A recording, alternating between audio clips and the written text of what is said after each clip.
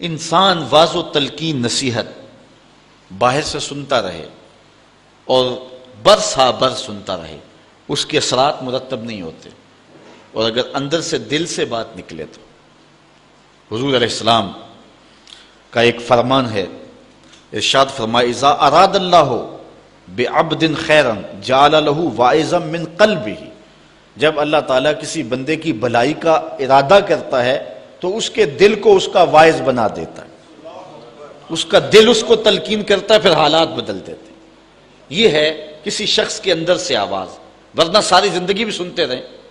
کئی دفعہ آپ دیکھتے نہیں ہیں کہ ایک آدمی بہت زیادہ مجالس میں بھی جاتا ہے لیکن بدلتا نہیں ہے، لیکن اچانک کوئی بات اندر سے اٹھتی ہے، دنیا کی دنیا بدل جاتی۔ اسی لیے وہ کسی نے کہا تھا نا، کعبے گیا گال نہیں مکدی جے دلوں نہ مکائیے۔ تو بات تو یہ ہے کہ اندر سے اٹھے تو پھر کائنات تبدیل ہو جائے گی۔ تو یہ دل ہے کہ جو انسان کو خیر اور شر کی طرف ڈال دیتا ہے، اور اگر کوئی شخص اس دل کو، جو کہ انسان کا ایک بہترین واعظ ہے، اس کو مردہ کر دے اور اس کو برباد کر دے، اس کی بربادی کیسے ہے؟ عدم ذکر اور گناہوں کی کثرت۔ حضرت میمون بن مہران رضی اللہ تعالی عنہ روایت کرتے ہیں اذا اذنب العبد ذنبا نکت فی قلبہ نکتۃ سوداء، جب کوئی بندہ برائی کرتا ہے تو اس کے برائی کی وجہ سے اس کے دل پر سیاہ رنگ کا ایک نقطہ پڑ جاتا ہے۔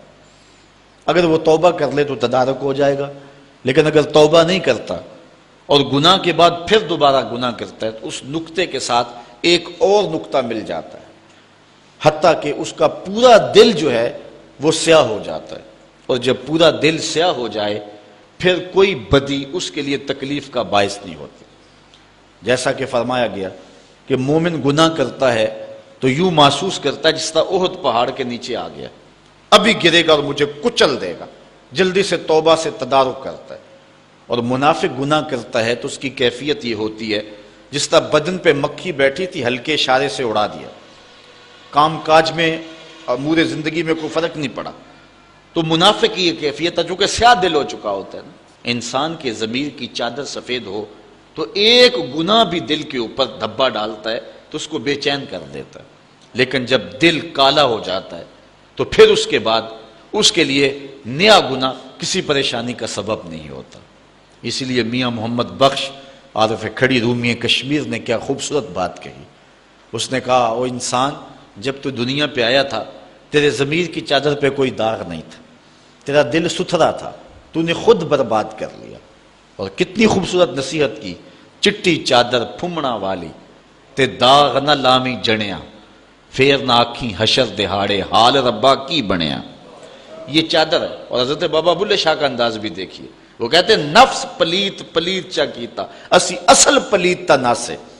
یہ نفس نے جو ہے وہ ہمارے اندر کو داغ کر دیا۔ ہم فطرتاً پیدا ہوئے تھے تو بالکل پاک پیدا ہوئے تھے۔ جب بچہ پیدا ہوتا ہے اس کے ضمیر کی چادر پہ کوئی داغ نہیں ہوتا، لیکن جو عمر بڑھتی چلی جاتی ہے پھر گناہوں میں منہمک ہوتا چلا جاتا ہے اور پھر اپنے ضمیر کی چادر کو میلا کر لیتا ہے، پھر کوئی نیا داغ لگنے سے اسے محسوس ہی نہیں ہوتا۔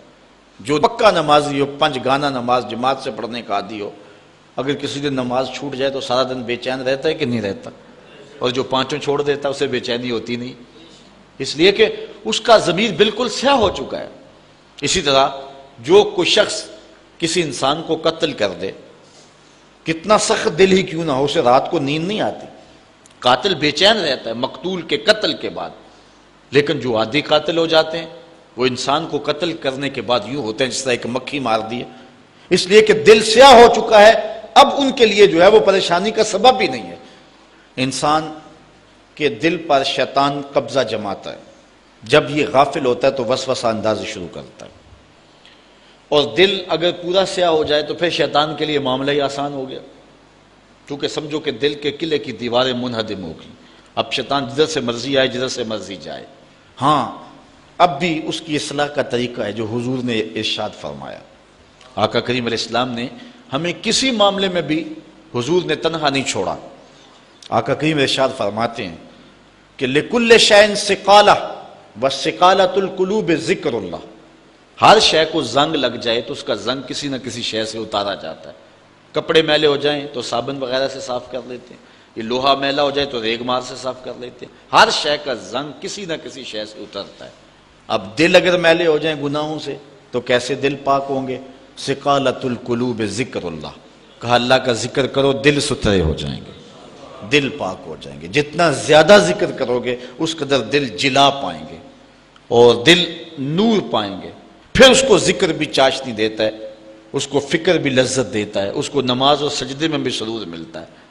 جب دل پر نور نہ ہو تو پھر شکایت یہ ہوتی ہے نماز پڑھتے ہیں سرور نہیں ملتا، نیک عمل کرتے ہیں لطف نہیں آتا۔